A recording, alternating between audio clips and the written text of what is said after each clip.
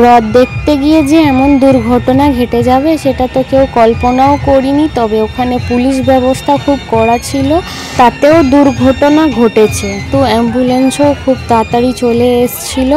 তো তোমরা ফুল ব্লগ দেখো, সবই জানতে পারবে আজকে কি হলো।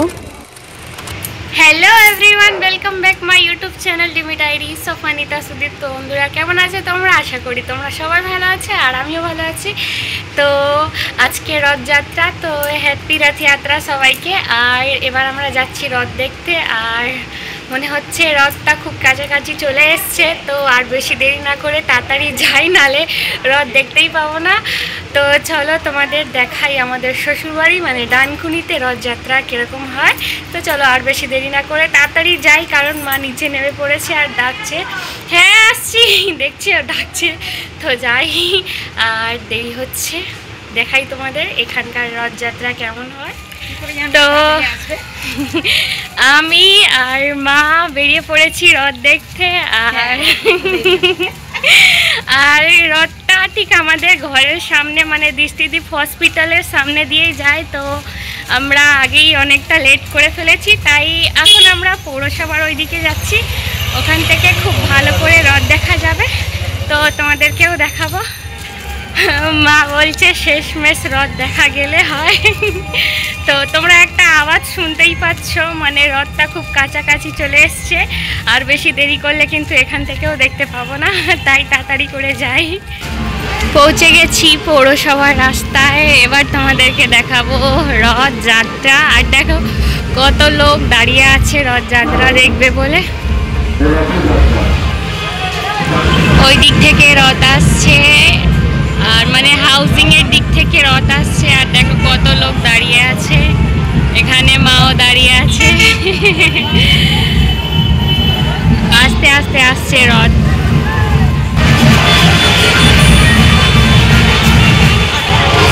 একটু একটু দেখা দিয়েছে রথ।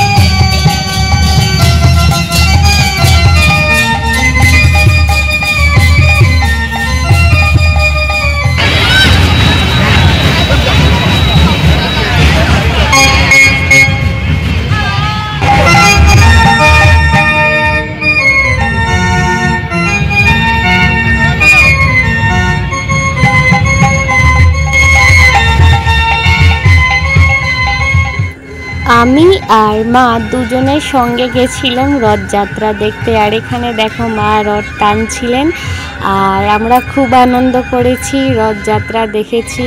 আর প্রথমবার দেখলাম ডানকুনিতে রথযাত্রা কীরকম হয়, তো খুব ভালো লাগলো। তারপরে মা তো রথ টেনেছেন, তো মায়ের ভিডিও আমি করেছি, কিন্তু আমার ভিডিও করার জন্য কেউ ছিল না, তাই আমি আমার ভিডিওটা নিজেই করছিলাম। আর একটুখানি রথ টেনেছি, তারপরে এখানে দেখো প্রসাদ নিলাম, আর তারপরেই দেখো কি হয়।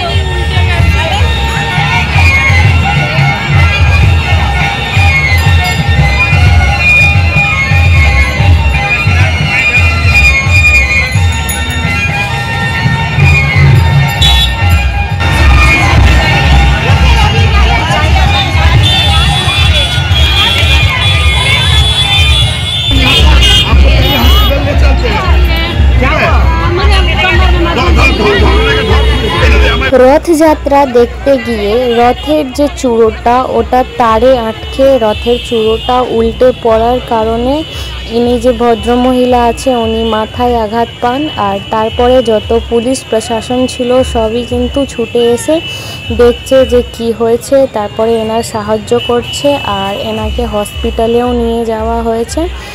আর রথযাত্রা দেখতে গিয়ে এমন একটা দৃশ্য দেখবো সেটা আমার ধারণা ছিল না। যাই হোক, যেটা হবার সেটা তো হয়ে গেছে। তোমরা যাতে জগন্নাথ কাছে প্রে করো কি যার মাথায় আঘাত লেগেছে উনি খুব তাড়াতাড়ি সুস্থ হয়ে যাক। জয় জগন্নাথ সবাইকে। তোমাদের রথ যাতে ভালোই কেটে যাক। আর আজকের ব্লগটা তোমাদের কেমন লাগলো কমেন্টে অবশ্যই জানাবে। আমি তো জাস্ট নর্মালি ব্লগ করছিলাম যেমনি কি আমি করে থাকি। তো আমার শ্বশুর বাড়ি ডানকুনিতে এই রথযাত্রা হচ্ছিল, সেখানেই আপনারা দেখতেই পেয়েছেন যে কি হয়েছে। আসলে তারটা রথের যে চূড়ো আছে ওইখানে আটকে গিয়ে রথের চূড়োটা ভেঙে পড়েন। আর ওইখানে যে যত কেউ রথযাত্রায় গেছিলেন তো 3 জনের মাথায় বেশি আঘাত পেয়েছে। তো আপনারা প্রে করুন যে ওরা খুব তাড়াতাড়ি সুস্থ হয়ে যাক। আর খুব তাড়াতাড়ি কিন্তু অ্যাম্বুলেন্সও চলে এসেছিলেন, যেটা কি আপনারা দেখতেই পাচ্ছেন। আর যে আঘাত পেয়েছে ওনাকে হসপিটালে নিয়ে যাওয়া হয়েছে। আর সঙ্গে একটু পরেই অ্যাম্বুলেন্সও চলে এসেছিলো। তো তোমাদের আমার ব্লগ কেমন লাগলো কমেন্টে অবশ্যই জানাবে। আর তোমরা প্রে করো কি যার মাথায় লেগেছে ও খুব তাড়াতাড়ি সুস্থ হয়ে যাক। এমন কিছু হবে সত্যি আমাদের ধারণা ছিল না। যাই হোক, পুলিশ কড়া ব্যবস্থা ছিল যাতে কোনো সমস্যা না হয়। তো দুর্ঘটনা তো আর বলে আসে না। যাই হোক, সঙ্গে সঙ্গে অ্যাম্বুলেন্সও চলে এসেছিলো। আর আজকের ব্লগ আমাদের এত পর্যন্তই থাকবে। তো তোমাদের আমার এই আজকের ব্লগটা কেমন লেগেছে কমেন্টে অবশ্যই জানাবে। আর ভিডিওটা যদি ভালো লাগে তো ভিডিওটাকে লাইক করে দিও, চ্যানেলটাকে সাবস্ক্রাইব করে দিও। দেখা হচ্ছে পরবর্তী ব্লগে। ততক্ষণের জন্য টাটা সবাই, জয় জগন্নাথ।